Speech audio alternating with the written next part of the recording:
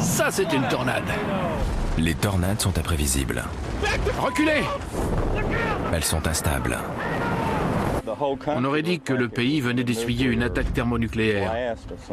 Et meurtrières. Je n'arrêtais pas de me dire, ça y est, c'est la fin. Elles laissent des villes saccagées. Il ne restait plus une seule maison. Et des scientifiques médusés. Ce n'est pas la bonne taille. Chaque tornade est unique. La plupart sont dangereuses et certaines sont mortelles. Tornades énormes, terrifiantes ou dévastatrices. Et pour finir, la méga-tornade, celle qui, selon les spécialistes, détruira un jour une grande ville des États-Unis.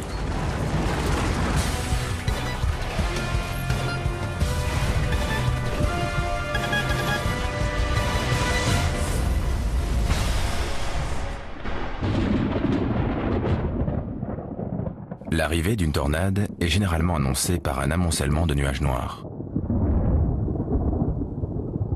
Ce sont les précurseurs d'un puissant orage, ce qu'on appelle une supercellule. Une colonne d'air tournant rapidement sur elle-même descend de la supercellule et vient toucher Terre. C'est ainsi que se forment la plupart des tornades. En règle générale, plus elles tournent vite, plus elles sont dangereuses. Pourtant, on en sait encore peu sur ces tueuses géantes. Dans la région des Grandes Plaines des États-Unis, surnommée Tornado Alley, l'allée aux tornades, des chercheurs tentent de percer leur mystère.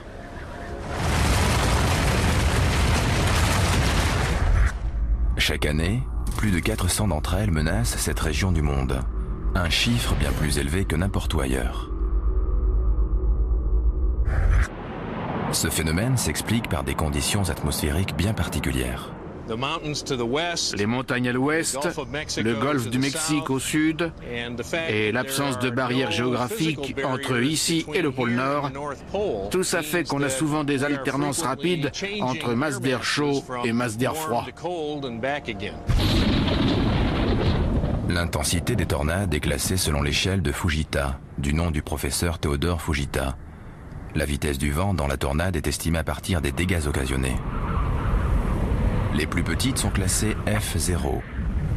Le vent peut y souffler à 116 km/h, l'équivalent d'un petit ouragan. À l'autre extrémité de l'échelle, les tornades F5 peuvent atteindre 512 km/h. Reculez! Reculez! Encore! Nous allons nous pencher sur diverses tornades, depuis la F2, capable d'arracher un toit de maison, Vous avez vu ça? jusqu'à la F5, qui détruit tout sur son passage. Puis nous verrons les conséquences du passage d'une méga-tornade, celle qui, d'après certains scientifiques, pourrait anéantir une grande ville américaine.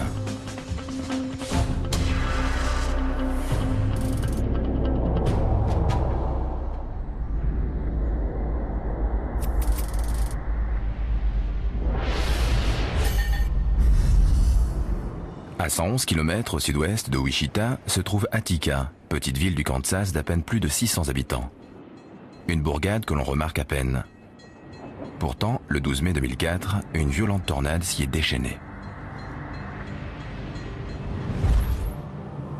Ce jour-là, le bleu du ciel cède progressivement la place à des nuages d'orage. Peu après 18 h, Dan Smith-Eisler se dirige vers la ville. J'étais allé travailler chez le banquier et j'avais dit à sa femme, vous savez, il y a de l'orage dans l'air. Plusieurs orages se forment dans le sud du Kansas. Un regard suffit à Charles Dowell, météorologue depuis 30 ans, pour savoir qu'il pourrait générer des tornades. Pour qu'une tornade se forme, l'un des principaux facteurs est un vent de basse altitude qui change rapidement de vitesse et de direction selon sa hauteur. On appelle ça le cisaillement vertical de vent. En cas de cisaillement vertical, l'air se met à tournoyer comme dans un cylindre invisible.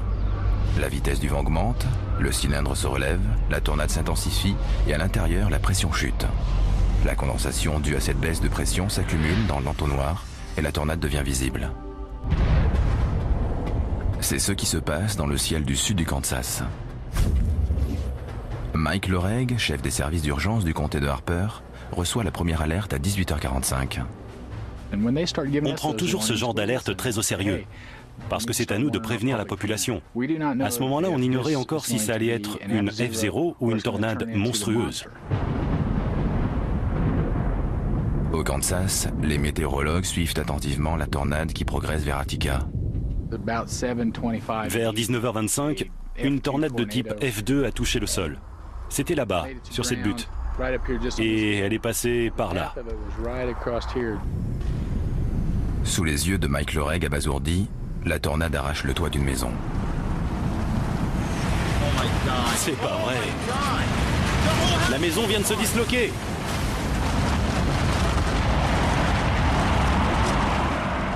Mais ce n'est qu'un début. Les malheurs du Kansas sont loin d'être terminés. On se disait, c'est peut-être fini. Nos équipes de secours sont formées à ce genre de choses. Et puis, la tornade est repartie de plus belle. À l'aide de radars Doppler embarqués, les chasseurs de tornades traquent l'orage supercellulaire du Kansas. Ils relaient leurs informations au service météorologique. Vitesse des vents, coordonnées, mais aussi un fait remarquable. L'orage est en train de générer des tornades multiples. Pour Yvette Richardson, voir une supercellule produire plus d'une tornade n'a rien de nouveau. C'est une situation potentiellement dangereuse, parce qu'en général, les gens ne surveillent que la tornade principale. Ils se croient en sécurité tant qu'ils restent à bonne distance ou qu'ils sont barricadés quelque part. Les équipes de chasseurs de tornades en signalent 16, de taille et de puissance différentes. La plus grosse est une F4, plus rapide de 160 km/h qu'une F2 et environ 3 fois plus grosse. Elle se dirige droit vers la maison de Dan et Donna Smith-Eisler. J'écoutais les bulletins à la radio et à la télé, et ils ont donné l'endroit exact où elle se trouvait. Lorsque l'on connaît la trajectoire d'une tornade, les victimes potentielles ont en moyenne 12 minutes pour se mettre à l'abri, un temps suffisant pour rester en vie. Les Smith-Eisler ont entendu l'alerte, mais Dan ne réagit pas. Fasciné par les grêlons de la taille d'une balle de golf qui précèdent souvent l'arrivée d'une tornade, il refuse de rejoindre son épouse au sous-sol. J'ai eu tellement peur que je me suis mise à lui crier de descendre. La chienne ne voulait pas venir non plus. Il a dit « Sugar ne veut pas venir ». Elle entrait, elle sortait, elle entrait. Mais les chiens sont malins, ils sentent les choses. J'ai crié sur Sugar, elle est venue et il l'a suivie. On a entendu de drôles de bruits. Ça venait d'une étagère pleine de boîtes de conserve. Elles étaient en train de sauter à cause du changement de pression. On aurait cru qu'on faisait du pop-corn. La tornade s'abat sur la maison avec des vents estimés à 320 km/h. J'ai reçu un morceau de ciment ou je ne sais quoi sur la tête. J'ai poussé un de ces gémissements. Du coup, on se dit à quoi bon lutter. J'en étais là quand il a dit « On va pas s'en sortir », ça m'a réveillée. Mais si, on va s'en sortir. Il n'y avait plus qu'à prier. Des vents furieux s'acharnent sur la maison.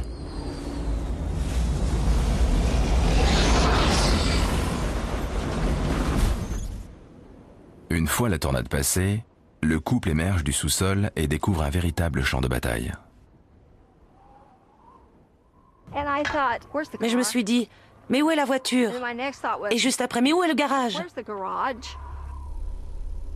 La tornade a détruit leur maison, 5 granges, 5 voitures et tué leur chienne Sugar. La terreur qu'on a ressentie, c'était ça le pire. La terreur. Les Smith-Eisler ont la chance d'avoir survécu. Avec ses vents estimés à près de 400 km/h, la tornade F4 n'a eu aucun mal à balayer leur maison. Mais même la tornade F2, avec ses vents de 240 km/h, a pu arracher le toit de cette maison. Des phénomènes physiques très complexes peuvent changer l'air en arme meurtrière. Un concept que les scientifiques ont encore du mal à appréhender. Notre objectif est de reproduire la tornade le plus fidèlement possible. Puis nous comparons les vents générés ici aux mesures prises sur le terrain. Et ça correspond très bien. Ce simulateur de tornade est le premier du genre.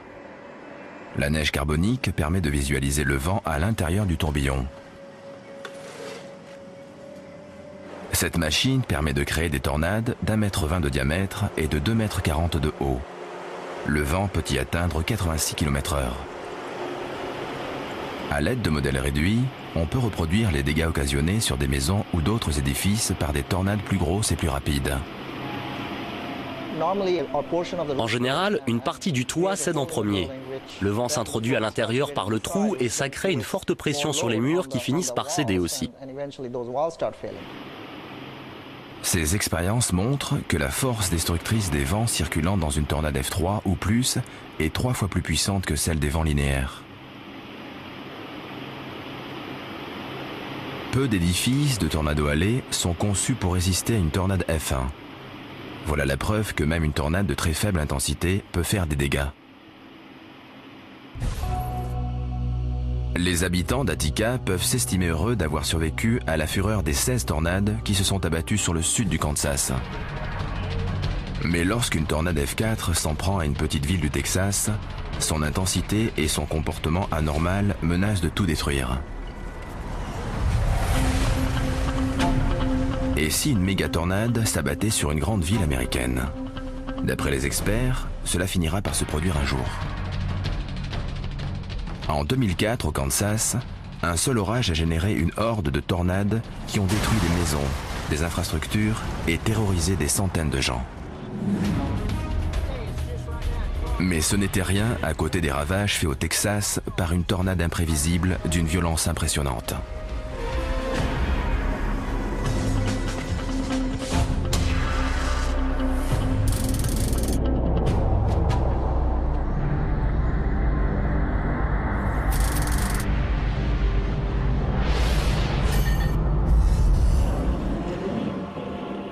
Tampa, au Texas, est une ville qui s'est comptée sur sa bonne étoile.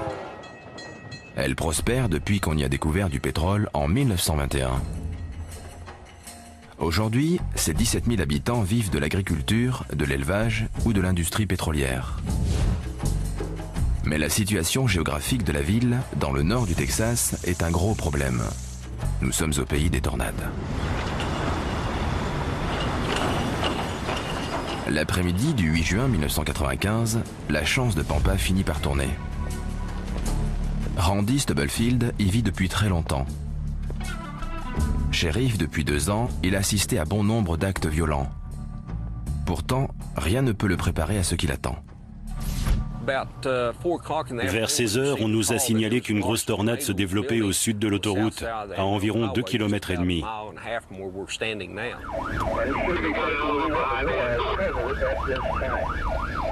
Il attrape son caméscope et fonce vers le tourbillon.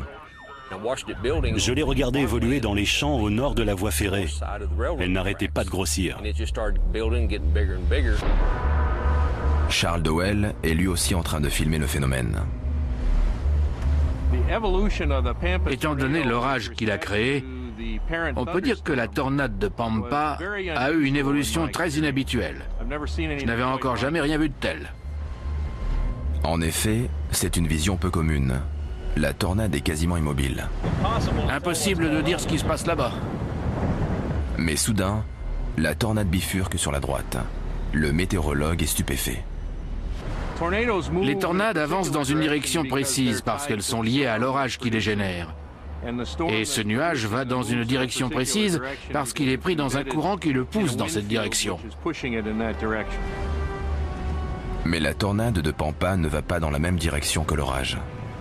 Après une suite de virages serrés, elle décrète une boucle de près de 270 degrés autour du météorologue. Cette trajectoire imprévisible la rend extrêmement dangereuse. On s'en va! J'étais complètement dépassé par cette tornade. Je n'y comprenais rien. Elle est partie vers le nord. Tout le monde à l'abri, ce truc est énorme. Elle a frappé une zone industrielle.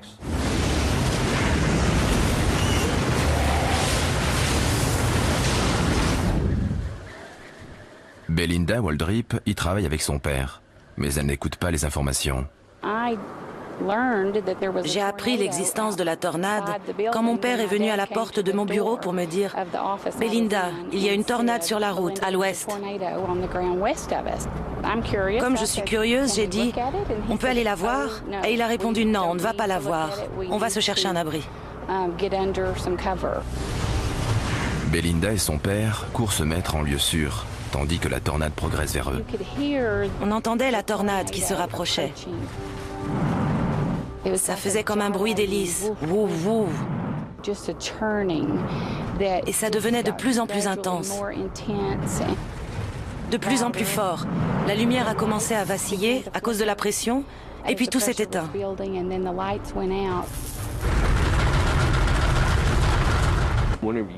On a commencé à voir voler des débris, du métal, des morceaux de toit. Elle venait de frapper les premiers bâtiments en acier de la zone industrielle.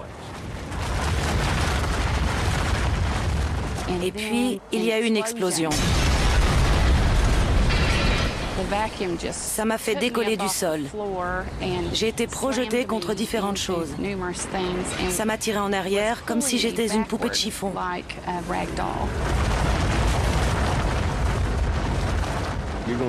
On voyait des véhicules voler dans les airs. Des remorques, des camions qui pèsent en moyenne 10 tonnes à vide. Ils étaient aspirés par la tornade, qui les faisait tourbillonner. Randy Stubblefield et Charles Dowell sont parmi les rares personnes à avoir pu filmer un camion de 3 tonnes emporté par une tornade. Quant à Belinda Waldrip, elle est prise au piège du tourbillon géant. Quand j'étais dans la tornade, tout était noir autour de moi. J'ai fermé les yeux pour les protéger. Je n'arrêtais pas de me dire, ça y est, c'est la fin. Je me sentais totalement impuissant, parce qu'il n'y a rien à faire contre ça. Rien ne peut l'arrêter. C'est une sensation vraiment horrible. Elle m'a rejeté là, dans le parking. Je suis tombée sur le dos. Je voyais le nuage et la tornade juste au-dessus de moi. On aurait dit un fantôme qui s'est élevé avant de s'en aller. Belinda semble être tirée d'affaire, ce qui n'est pas encore le cas de Randy. J'ai compris qu'elle se dirigeait vers Pampa. Il saute dans sa voiture et fonce droit vers la tornade. Par la radio, un de mes adjoints m'a dit « Attention, t'es trop près ». Tu es presque. On sait qu'on est trop près quand les débris commencent à entrer dans la voiture. J'avais les fenêtres baissées et les débris envahissaient l'habitacle. Elle vient d'entrer dans la ville. Elle se dirigeait droit vers le bureau du shérif, dans le centre-ville. À l'époque, j'avais environ 65 détenus en cellule. Le bâtiment était costaud, mais la tornade aussi était costaude. La tornade s'abat sur Pampa, détruisant ou endommageant 200 maisons et 50 entreprises. Dans la zone industrielle, la plupart des bâtiments sont arrachés de leurs fondations. Gravement blessée, Belinda est en état de choc. Évidemment, j'étais abasourdie et tout engourdie. Je ne sentais plus rien. Je pensais avoir les jambes cassées. Je ne savais pas où j'étais, parce qu'il n'y avait plus un seul bâtiment. Je n'avais aucun point de repère, c'était vraiment angoissant. Craignant le pire, la jeune femme part aussitôt à la recherche de son père. Il était étendu sur un moteur. J'ai cru qu'il était mort parce qu'il était complètement inerte. J'ai réussi à m'approcher de lui et j'ai commencé à le frotter. Il s'est réveillé, il a tourné la tête. J'ai vu qu'il saignait, mais surtout, j'ai vu le blanc de ses yeux. Il avait l'air terrifié. Je n'oublierai jamais ce regard. Il était terrorisé. Il m'a dit « Aide-moi à me lever ». Et j'ai répondu « Je ne peux pas t'aider, je ne tiens pas debout ». Les secours emmènent d'urgence Belinda et son père à l'hôpital. Leur état est grave. 5 autres habitants sont blessés. Par chance, il n'y a aucun mort. Pendant que les blessés se remettent, les spécialistes étudient les remarquables images prises par le shérif et le météorologue. Pour faire voler un camion de 3 tonnes dans les airs, il faut un vent d'une vitesse sidérante, probablement plus de 240 km/h. David Llewellyn étudie les forces complexes en œuvre à l'intérieur des tornades. Dans une tornade, le vent ne se contente pas de tourner sur lui-même. En fait, il s'enroule en spirale vers l'intérieur.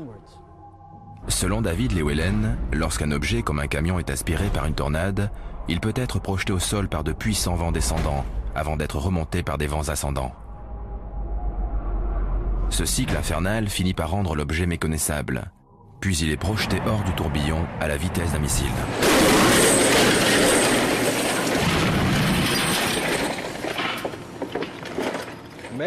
Incroyable. Elle pesait 2 tonnes 100 d'après la grue. Scott Schiff et son équipe de l'université de Clemson étudient les dégâts occasionnés par une voiture expulsée d'une tornade.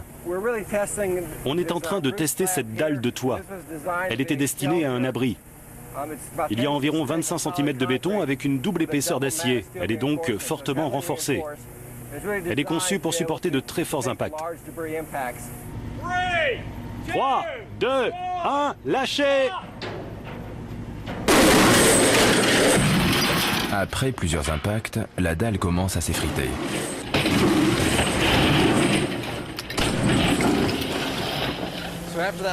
Suite à ce dernier impact, on note une déformation permanente de la dalle.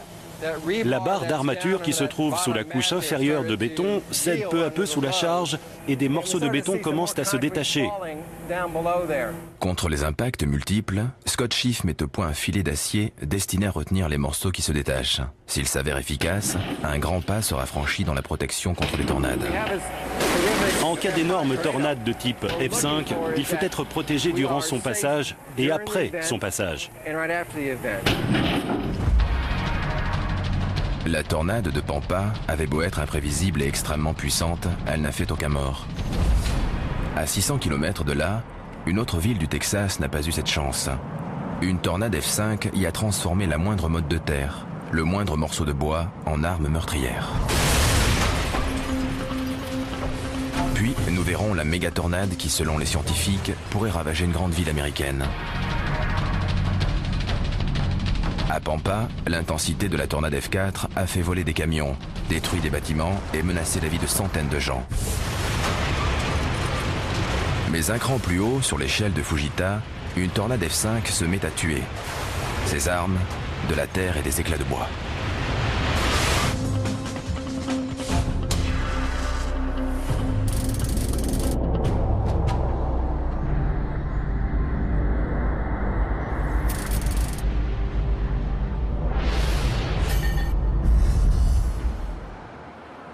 Jarrell a été fondée en 1909. Située à 64 km au nord d'Austin, cette ville ne s'est jamais remise du déclin de l'industrie du coton dans les années 1920 et 30. En 1997, une tornade a bien failli la rayer de la carte.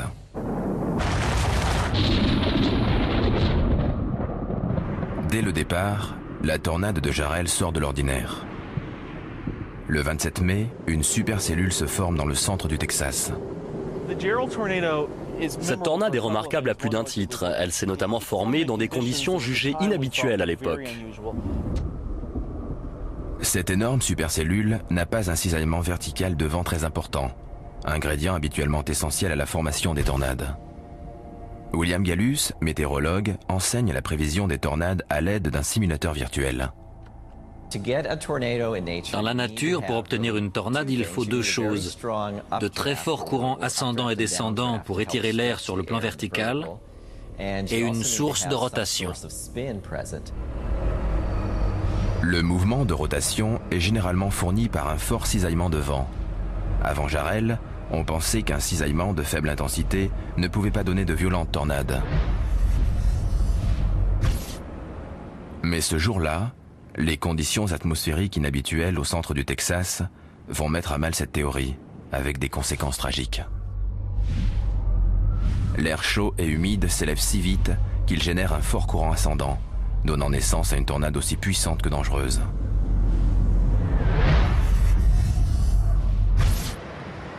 Sous un ciel de plus en plus sombre et un vent violent, la Donna Peterson et son fils de 8 ans quittent leur mobil-home pour se réfugier dans la maison de briques de sa belle-mère. Je suis sortie observer les nuages parce qu'ils étaient très épais, très sombres, vraiment très lourds. Et d'un coup, parce que le vent venait de se renforcer, j'ai entendu la sirène de la ville. Ken Adams, lui, n'entend pas la sirène. Il est profondément endormi. C'est le chien qui m'a réveillé. Je voyais bien qu'il était mort de peur. J'ai compris qu'il se passait quelque chose d'anormal. Je suis dur d'oreille, mais je l'ai senti. C'était comme un roulement de tonnerre qu'on n'entend pas, mais qu'on sent parfaitement. La belle-sœur de la Donna et sa fille arrivent elles aussi dans la maison. D'après les bulletins d'information, une tornade se trouve à 3 km. Par la fenêtre, ma belle-sœur et moi regardions la tornade au loin, mais elle ne bougeait pas. Elle tournait juste sur elle-même. En fait, la tornade n'est pas immobile. Elle avance doucement, à la vitesse de 16 km/h. Mais à l'intérieur, la vitesse du vent est de plus de 420 km/h. C'est une tornade F5, et elle se dirige vers la maison où sont réfugiées les 3 femmes. Tout à coup, on a senti une rafale frapper la maison. Dans la rue, on voyait le revêtement se faire arracher par le vent. On était tous à l'intérieur et je me disais, mon Dieu, protégez ma famille, s'il vous plaît. Puis un gros coup de vent a ouvert la porte de la salle de bain. Et de la boue et du foin ont commencé à entrer dans la maison. Quelques minutes plus tard, Ken Adams sort de chez lui, intrigué par les aboiements de son chien. Il se retrouve face à une vision de cauchemar. Elle était tellement grosse à la base, 1 kilomètre de large environ, que je n'ai pas compris tout de suite que c'était une tornade. Le temps que je réagisse, il était trop tard pour aller où que ce soit. J'ai couru vers la maison, j'ai ouvert la porte et le vent me l'a arraché des mains. Et puis, le toit s'est envolé. J'étais soulevé par le vent et la maison me tombait dessus. Et soudain, la tornade est passée. On aurait dit que le pays venait d'essuyer une attaque thermonucléaire. Quand j'ai rouvert les yeux, j'ai cru que j'étais mort. Je l'ai vraiment cru. Ken est brutalement ramené à la réalité lorsqu'il aperçoit le désastre autour de lui. Plus de 300 têtes de bétail blessées ou tuées. Une bonne partie des animaux qui ont survécu doivent être abattus en raison de leurs blessures. C'était horrible. Sur la plus grande partie des 120 hectares, on sentait l'odeur de chair putréfiée.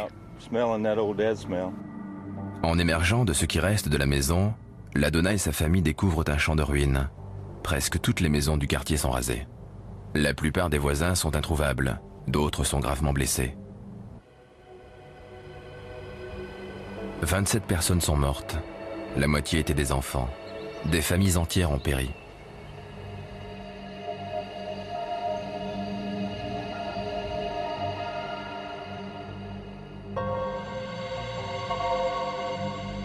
L'étude de la tornade de Jarrell révèle des faits intéressants. Cette tornade est remarquable parce qu'elle avançait très lentement. Elle était énorme et elle a amassé énormément de débris. Elle est restée plusieurs minutes à certains endroits au lieu des quelques secondes habituelles. Avec ses 16 km/h, elle allait bien moins vite que la plupart des tornades, dont la vitesse moyenne est de 48 km/h. Autre particularité, la plupart des maisons sur le parcours de la tornade ont été complètement rasées. Après de longues recherches, la clé du mystère a enfin été trouvée. Les modèles informatiques du physicien David Llewellyn illustrent ces découvertes. À tout moment, le nuage de débris peut charrier des milliers de tonnes de terre. Or, cette terre peut modifier la structure interne de la tornade. Lors de son passage sur la plaine du Texas, la tornade a amassé d'énormes quantités de terre, ce qui a ralenti l'avancée du tourbillon tout en accroissant sa puissance destructrice. Il semblerait que la tornade de Jarrell se soit comportée comme une sableuse géante. Ce serait donc moins le vent violent que les débris projetés dans les airs qui auraient disloqué les maisons. Cette tornade a eu des effets inattendus et dramatiques.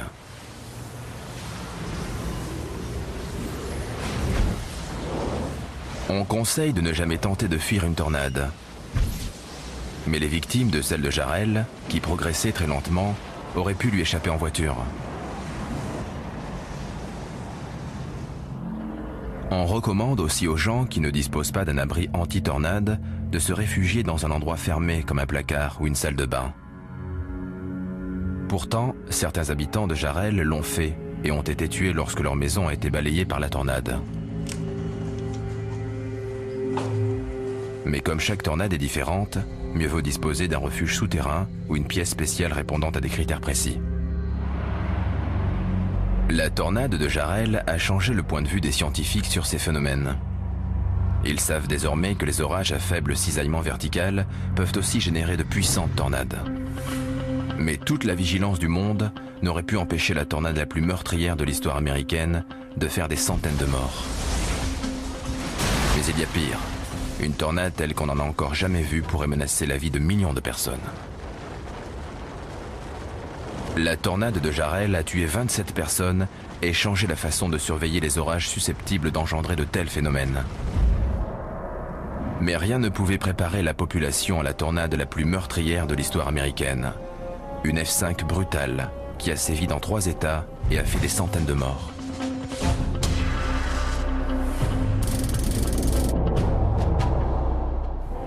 Le 18 mars 1925, une tornade a massacré à elle seule 695 personnes entre le Missouri, l'Illinois et l'Indiana. Durant plusieurs heures, cette gigantesque F5 a tout détruit sur 320 km. Les récits des survivants font froid dans le dos. Le ciel était empli de milliers de débris, planches, poteaux, flancs entiers de petites maisons. Dans certains cas, les maisons entières étaient aspirées, projetées sur le sol. Sans parler des êtres vivants, un bébé arraché au bras de sa mère, autour de moi des enfants souffrant de coupures, en sang, pleurant et criant sans cesse. Une vision de cauchemar. La gravité des dégâts est surtout due au fait que la tornade a touché une population particulièrement vulnérable. À l'époque, les gens ne savaient pas trop comment réagir face à une tornade. Le pays était encore très rural, les villes étaient rares, et dans l'ensemble, les moyens de communication étaient très limités. Murfreesboro, où plus de 100 personnes sont mortes, a été touché plus de 2 heures après que la tornade a fait ses premières victimes. Les gens se sont demandé pourquoi ils n'avaient pas été avertis par téléphone ou par télégraphe qu'un malheur approchait. En 1925, plusieurs millions de personnes vivaient dans les petites bourgades de Tornado Alley. Elles sont aujourd'hui des dizaines de millions. Grâce aux moyens de communication modernes, les alertes sont améliorées. Mais évacuer une grande ville avant l'arrivée d'une F5 est encore impossible. Le 3 mai 1999, les habitants d'Oklahoma City ont essuyé la pire tornade F5 de l'époque contemporaine.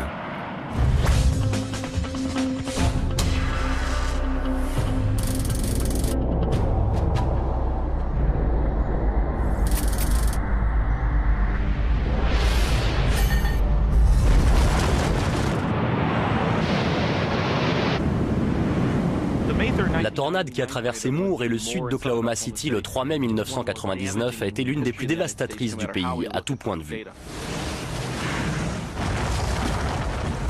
En fin d'après-midi, les météorologues de l'Oklahoma surveillent attentivement plusieurs orages à supercellules. Les signalements de tornades commencent à affluer. Chez elle, avec son fils de 8 ans, Dana Grimm regarde les informations locales. On suivait ça depuis plusieurs heures. Il disait que l'orage grossissait et que ceux qui ne se réfugieraient pas sous terre ne s'en sortiraient pas. Le système orageux est intense, complexe et ne cesse de grossir. Sous les yeux effarés des observateurs de la météo, de multiples orages se mettent à produire de multiples tornades. Grosse tornade, une très grosse tornade. On aurait dit que le moindre nuage d'orage donnait naissance à une tornade à un moment ou à un autre. Par moment, il y avait une tornade principale et tout autour ce qu'on appelle des tornades satellites. De vraies tornades à part entière, mais appartenant au même système orageux.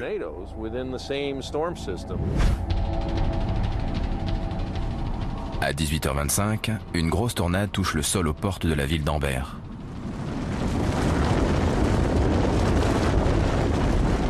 Des radars Doppler donnent la vitesse du vent à 512 km/h, la plus élevée jamais enregistrée. Ce véritable monstre se dirige vers la maison de Dana Grimm. Ils ont dit qu'elle faisait 1600 mètres de large, qu'elle était extrêmement violente et détruisait tout sur son passage.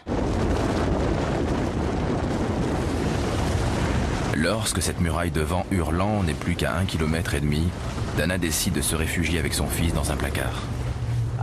Mon fils m'a demandé en pleurant, « Est-ce qu'on est en sécurité ?» J'ai répondu « Ça va aller ». « On fait quoi maintenant ?» J'ai répondu « On prie ». Mais la peur de la jeune femme se transforme en panique lorsqu'elle entend la tornade. Ça ressemblait à un glapissement très aigu. Il y avait aussi le bruit des vitres qui éclataient. La maison tremblait, on entendait des poutres du toit qui cassaient. Les murs se sont soulevés et on a senti un courant d'air froid passer en dessous. Et quelques secondes après, la maison a éclaté. Je ne pouvais plus respirer. J'avais ingéré trop de poussière. Je me suis dit, c'est la fin. Je me suis mise à prier en disant, mon Dieu, s'il faut mourir, je suis prête. Alors qu'elle est sur le point de suffoquer, Dana est aspirée par la tornade et emportée hors du nuage de poussière. Elle est projetée sur le sol et se retrouve paralysée par la peur. Quand je me suis rendu compte que mon fils n'était pas là, je l'ai appelé et il est arrivé en courant. C'était vraiment un miracle parce qu'on était tous les deux pieds nus. Il n'a pas eu la moindre égratignure aux pieds. La tornade géante poursuit sa route vers Oklahoma City et traverse une autoroute en pleine heure de pointe. En voyant la tornade se diriger sur eux, des automobilistes pris de panique abandonnent leur véhicule pour trouver un abri. Cette décision aura des conséquences tragiques pour certains. 3 personnes ayant trouvé refuge sous un pont de l'autoroute sont tuées par les débris ou la simple force du vent. Les véhicules abandonnés bloquent la route de nombreuses personnes. À Oklahoma City, Shields Boulevard est devenu un parking géant, ce qui a empêché certaines personnes d'échapper à la tornade. Lorsque la tornade se dissipe, elle laisse derrière elle 40 morts et près de 700 blessés. Ce soir-là, ma femme travaillait à l'hôpital de Norman. Elle était aux urgences, qui étaient débordées, évidemment. Elle a vu des blessures vraiment atroces. Des gens arrivaient pleins d'éclats de bois. On aurait dit des pelotes d'épingles tellement il y en avait. Des choses horribles. Nombreux sont les survivants qui souffrent le martyre, transpercés par des débris. Cheryl Brown a étudié les victimes de la tornade. De nombreuses blessures étaient dues à la projection de débris divers fichés dans le corps des victimes. Ça allait des petits éclats de bois à de très gros objets tels que des pieux. Ces blessures sont liées au nombre de maisons détruites, le vent ayant projeté dans les airs d'innombrables éclats de bois et autres matériaux. La tornade de l'Oklahoma aura rasé près de 3000 bâtiments.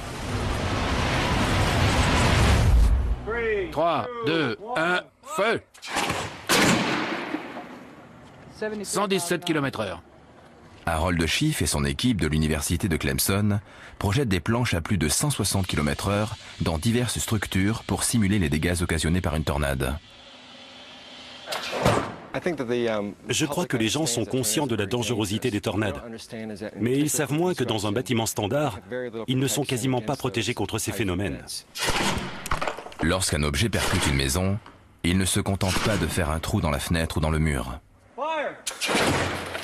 Il offre à la tornade un point d'entrée. Une fois engouffré à l'intérieur, le vent peut faire éclater les murs et arracher le toit. La maison rejoint alors l'arsenal de la tornade, alimentant le tourbillon en débris toujours plus dangereux. Ce type de mur est typique de nos zones résidentielles. Un plaquage de briques devant une structure en bois. Le missile a entièrement traversé le mur. Les gens qui vivent dans ce type de maison sont en danger en cas de tornade F5.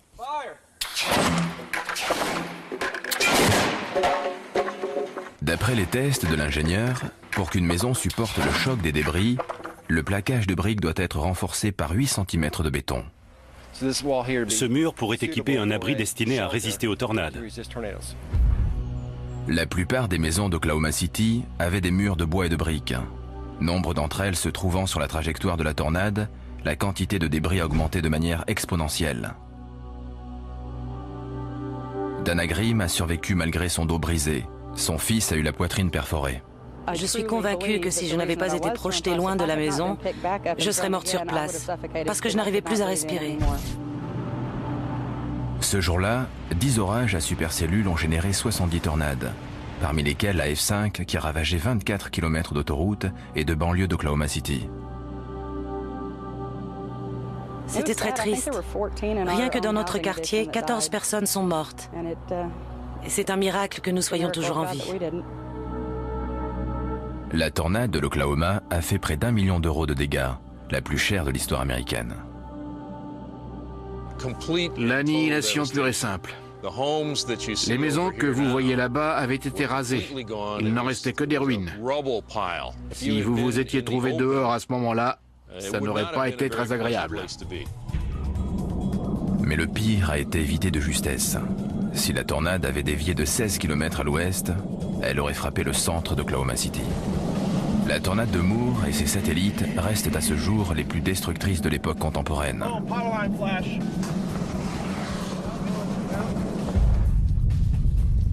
Mais le bilan serait bien pire si une F5 s'abattait sur une grande ville. Or, les spécialistes sont formels. Cela pourrait très bien arriver. Chaque année, de grandes villes américaines situées dans Tornado Alley jouent à la roulette russe avec les tornades géantes. En 1999, Oklahoma City a perdu la partie lorsqu'une tornade a tué 40 personnes et en a blessé près de 700. Coup de chance incroyable, le centre-ville a été épargné. Scott Ray, chercheur, sait que la prochaine grande ville touchée par une tornade n'aura pas forcément cette chance. Dallas court le risque d'être frappé par une tornade très violente. Dallas est une ville en plein développement située dans le sud de Tornado Alley. C'est l'une des métropoles américaines qui s'agrandissent le plus vite. Elle compte 5 millions d'habitants et 600 sièges sociaux d'entreprises. Dallas est 10 fois plus grande qu'Oklahoma City. J'ai été frappé par les images aériennes d'Oklahoma City. L'étendue des dégâts était impressionnante. Scott Ray aide les administrations locales à planifier les risques, en particulier ceux liés aux tornades. Pour préparer Dallas à un éventuel désastre, il a imaginé plus de 60 scénarios différents montrant ce qui se passerait en cas de tornade ultra-violente. Pour que ce soit crédible, il fallait s'inspirer d'un événement ayant eu lieu quelque part. Nous avons choisi Oklahoma City parce qu'on y avait recueilli beaucoup de données. Nous avons appliqué les caractéristiques physiques de cette tornade à la géographie de la région de Dallas pour voir ce qui se passerait. Scott Ray et son équipe ont minutieusement reproduit la trajectoire de la tornade sur la région de Dallas.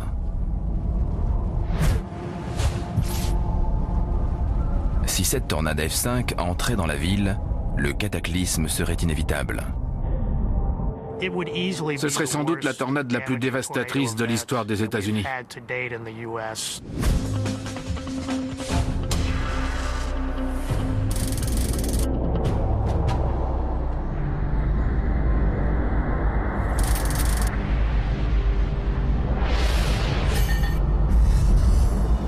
Le scénario catastrophe de Scott Ray commence par la formation d'un orage à supercellules dans le centre-nord du Texas. Une tornade F3 tournant à 160 km/h touche le sol dans un champ poussiéreux à 16 km de Dallas. Sa première cible, Cockrell Hill, petite ville de banlieue. La tornade dépasse maintenant les 320 km/h. Des voitures sont projetées, des bâtiments détruits. La tornade progresse inéluctablement vers le nord-est, frappant des milliers de foyers. La vitesse interne passe à plus de 400 km/h. La tornade est maintenant une F5. Alimentée par des tonnes de débris, elle ralentit lorsqu'elle s'abat sur une autoroute très fréquentée. Sur une autoroute bouchée, il y a bien plus de gens que sur une autoroute à la circulation fluide. L'autre problème qui se pose, c'est où aller? De nombreux automobilistes abandonnent leurs véhicules. La panique s'installe, provoquant un embouteillage qui prend des milliers de gens au piège. Des vents de 443 km/h balayent les voitures de l'autoroute. Quiconque se cache sous un pont peut être la proie des débris ou de la violence du vent. Les voitures emportées par les vents ascendants montent dans le tourbillon géant avant d'être transformées en projectiles pouvant tuer tous ceux qui les croisent. Puis la tornade infernale s'approche du centre de Dallas. Des dizaines de gratte-ciel, des dizaines de milliers de personnes. Les baies vitrées explosent. Le vent arrache le marbre et les briques des façades. Une pluie de verre et autres débris s'abat sur la foule.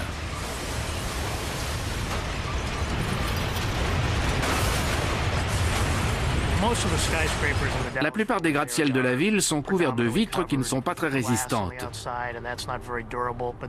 Les dégâts provoqués par ces bris de verre volant dans tous les sens seraient dramatiques. Un train de banlieue bondé traverse la ville. Le vent le fait dérailler. Il percute un gratte-ciel et tue ses occupants et des centaines de passagers. Il est probable que ce soit les débris qui fassent le plus de dégâts dans la métropole. Parce que tout peut se transformer en débris. Aussi bien du bois que des briques ou du gravier. N'importe quel objet peut devenir un projectile. En plus, les quantités sont quasi illimitées. La tornade poursuit son chemin vers le nord, laissant derrière elle Dallas en ruine. Des vents de plus de 500 km/h s'abattent maintenant sur la banlieue de Lakewood. Les 92 000 personnes qui vivent là ont eu 20 minutes pour se réfugier en sous-sol. Cela peut sembler suffisant, mais comme pour la tornade de Jarrell, ceux qui se cachent dans un placard ou une salle de bain n'ont plus qu'à croiser les doigts. Enfin, la plus effroyable tornade de l'histoire dérive lentement vers le ciel avant de se dissiper. Elle laisse derrière elle un champ de ruines long de 61 km. Dallas est dévasté. Il ne faut pas se voiler la face par rapport à ces phénomènes. Ça va être dur à gérer, quoi qu'il arrive. Il y aura énormément de dégâts et beaucoup de gens à secourir. Le total des dégâts avoisine les 4 milliards d'euros. Des dizaines de milliers de gens sont sans abri. Les blessés sont innombrables et nul ne connaît le nombre de morts. Le nombre de décès est difficile à évaluer parce qu'il dépendra des décisions prises par les éventuelles victimes. Elles pourront être bonnes ou mauvaises et ça, on ne le sait pas encore. Idéalement, il faudrait que la municipalité se prépare au pire en multipliant les abris souterrains, en procédant à des exercices d'évacuation et en sensibilisant le public. Mais tout cela ne serait peut-être pas suffisant. Financièrement, il serait presque impossible de construire une ville capable de résister à une très violente tornade. La population des zones métropolitaines de Tornado Alley ne cesse d'augmenter. Les chercheurs sont lancés dans une course contre la montre pour tenter de comprendre l'un des plus grands secrets de la nature.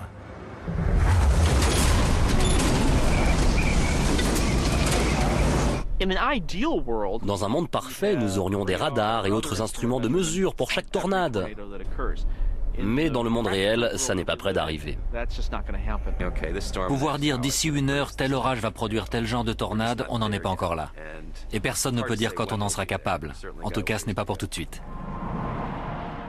L'impossibilité de prévoir l'arrivée des tornades est une véritable source d'inquiétude. La plupart des gens voient les catastrophes naturelles comme des événements liés au hasard et qui n'arrivent qu'aux autres. Je crois que c'est aussi le cas pour les tornades. Si on attend suffisamment longtemps, le pire scénario catastrophe finira forcément par arriver. En attendant que la science en sache plus sur ces brutales manifestations de la nature, la meilleure chose à faire reste de se préparer avant que le désastre ne frappe.